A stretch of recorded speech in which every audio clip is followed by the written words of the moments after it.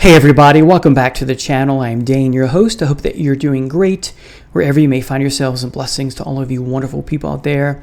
As you saw in my thumbnail, it's better late than never to buy something that's a bit old or very old. This is 2021's Sanctuary Records No Sleep Til Hammersmith, the 4 CD set, plus you get some goodies like a poster, a button, and some other things that I'm going to present and show you today. A nice, really nice booklet here.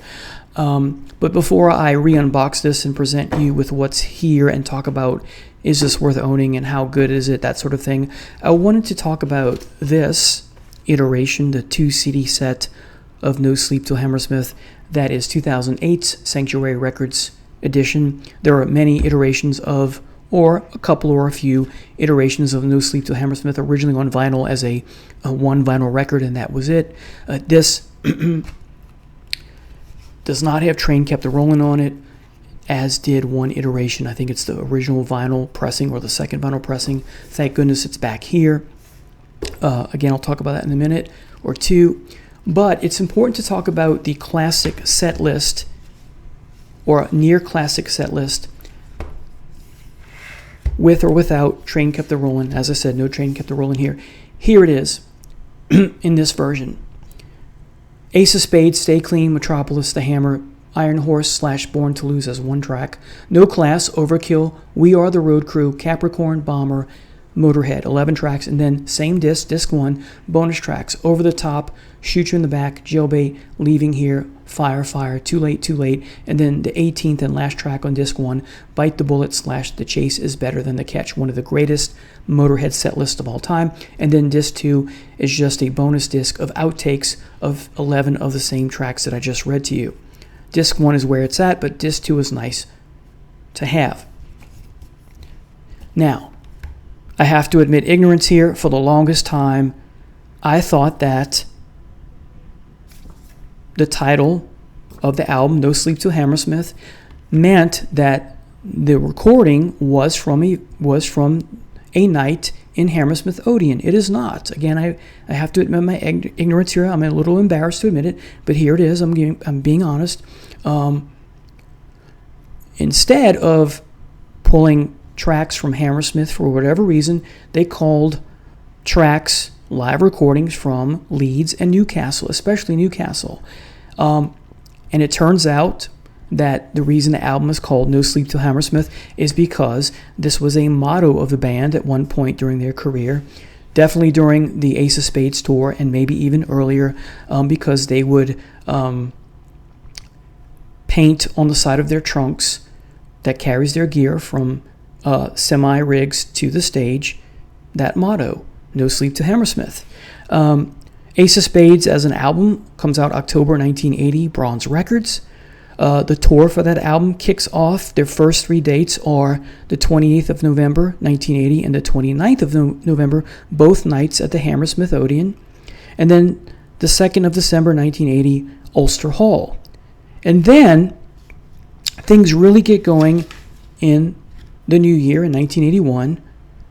They tour all of 1981 from February 6, 1981 through and including the 31st of December 1981, ending up at the Granary. That's the last venue of 1981. February 6, 1981, the first venue of 1981 is the Theatre Royal. They only had 2 dates off, June 20th and August 15th of 1981. So of 117 days, they played 115. That is a heck of a lot. What's also interesting, they don't return to Hammersmith Odeon until March of 1982, where they played 4 nights, the 26th, the 27th, the 28th, and the 29th.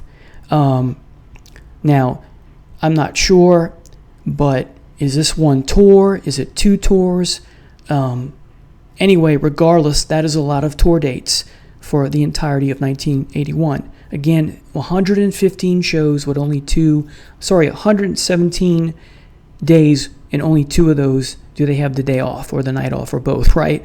115 shows. It's just amazing, and that's why I keep repeating myself, because I'm blown away by that. So that's a little history of where the title of the album comes from. Again, I plead my ignorance here. Now, if we look at the box set, as I showed you. Here's the box again. Now, before we look at the booklet and the music, you get some goodies, as I hinted. Some of this I like, and some of it's just not necessary, but of course it's the music. So, I'm never going to use this, but still kind of cool. The Motorhead logo guitar pick, mascot. I really like this. I'm going to put this on something. Motorhead Europe 1981. Okay. You get this is just the hype sticker. This is a ticket facsimile, and then this is the all access. I think it's a sticker, or I can put it in a lanyard or something. So that's what you get there. I really like the button. Snaggletooth. Okay, a little blurry. Okay. Then you have this. This doesn't do anything for me really, unless I would have put this in like a frame or something, along with, this is what's really cool, the poster. One side is this. This is the cooler of the two. The Nouveau Palladium. Really cool interpretation of the Snaggletooth mascot. It's pretty badass. Almost looking like a fly with those eyes. And then this is okay.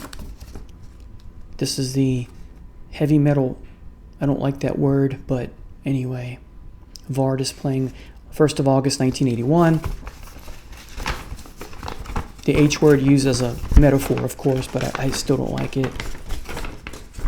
Well, all right, here's the cool booklet.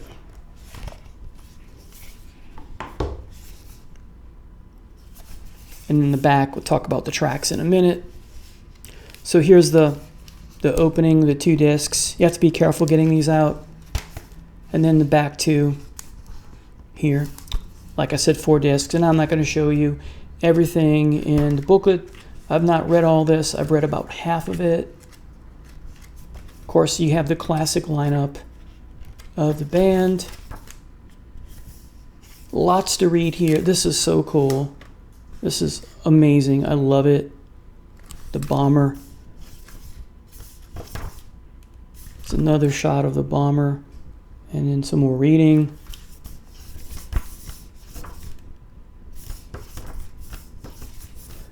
This is amazing. This is the Overkill backdrop. And there's some other stuff. I don't want to spoil everything. But let's talk about the discs now. And then we'll go talk, and then I'll discuss with you, is this worth having? Or is it a money grab? So disc 1 is Ace of Spades, Stay Clean, Metropolis, The Hammer, Iron Horse, No Class, Overkill, We Are the Road Crew, Capricorn, Bomber, Motorhead, Over the Top, Train Kept a Rollin', and then you have 3 songs from the soundtrack of Newcastle, 30th of March, 1981, Stay Clean, Limb from Limb, and Iron Horse. So a little bit different, or quite a bit different from disc 1 of here. Again, Train Kept a Rollin', I keep coming back to because it's such a great live version of that. I love Aerosmith's version of that as well. And then disc 2, Live at Newcastle City Hall, 30th of March, 1981. Ace of Spades, Stay Clean, Over the Top, Metropolis, Shoot You in the Back, The Hammer, Jailbait, Leaving Here, Iron Horse, Fire, Fire, Capricorn, Too Late, No Class, We Are the Road Crew, Bite the Bullet, The Chase is Better Than the Catch, Overkill, Bomber, and in closing out with Motorhead. So disc 1 has 16 tracks. If you don't count the soundtrack, you have 13 tracks. Disc 2 is a longer set with 19, and the arrangements of the track listing is different, and I like stuff like that. One of the things that attracts me to live album box sets as opposed to like the Deep Purple, where it's just the same set list over and over again. Disc 3, Live at Newcastle City Hall, 29th of March, 1981. Ace of Spades, Stay Clean, Over the Top, Metropolis, Shoot You in the Back, The Hammer, Jailbait, Leaving Here, Fire, Fire, Capricorn, Too Late, No Class, We Are the Road Crew, Bite the Bullet, The Chase is Better Than the Catch, Overkill, Bomber, and Motorhead. Almost the same track listing, 1 or 2 songs rearranged. Yeah, because Iron Horse in the previous disc is 9. And here, disc 3, 9 is Fire, Fire. Finally, disc 4, Live at Leeds, Queen's Hall, 20th of March, 1981. Ace of Spades, Stay Clean, Over the Top, Metropolis, Shoot You in the Back. The Hammer, Jailbait, Leaving Here, Fire, Fire. Capricorn, Too Late, No Class, We Are the Road Crew, Bite the Bullet, The Chase is Better Than the Catch, Overkill, Bomber, and Motorhead. Exact same set list as disc 3, but a different venue, a little bit different energy.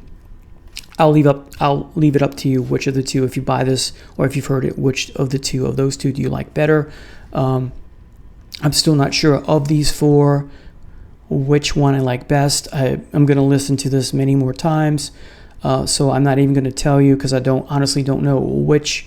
For right now, I'm so enthralled by disc 1, the anthology, which is essentially the same thing as this, but again, the Yardbirds tune here, and then you have 3 different tracks.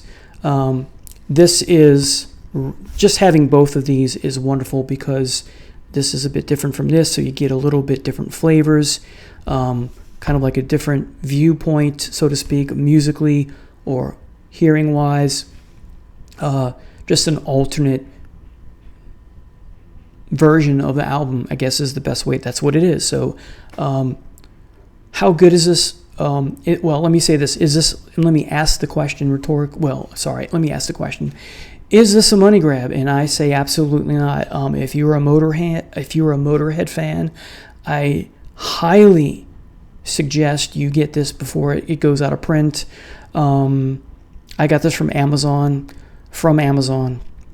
I originally purchased it from a third-party seller, and 3 weeks had gone by, and I still didn't get it. And it was like $60 plus tax and shipping. And then I canceled the order, and then I saw it was available from Amazon, not a third-party seller, for about $8 more plus shipping hands. So I got it that way, and it came in 3 days. So yeah, this is so worth having. If you're a Motorhead fan, this is one of the most important heavy metal / punk albums of all time. Remember, Lemmy says we're not a heavy metal band, we're really a punk band, so I'm quoting him. To me, they're a little bit of both, a band that united both the punks and the heavy metal kids and adults. This is so worth having. Yeah, I'm so pleased that I waited forever to get it, but yeah, it's really great having. So anyway, tell me what you think in the comments. Which version of the album do you like? Is it this? Is it this? Which one of the discs is your favorite? Or is it a different one? Is the original one on vinyl? Let me know. Take care. See you next time. Bye now.